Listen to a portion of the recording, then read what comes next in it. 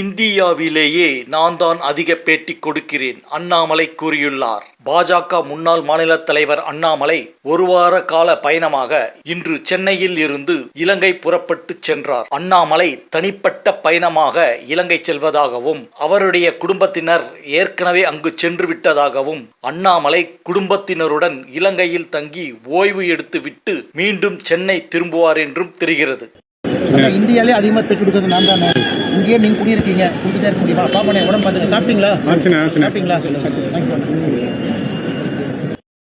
இந்தியாலே அதிகமாக பெற்று கொடுக்குறது நான் தானே. இங்கேயே நீங்கள் குடியிருக்கீங்க, குடிக்கிட்டே இருக்க முடியுமா? பாப்பா உடம்பு பார்த்துங்க. சாப்பிட்டீங்களா?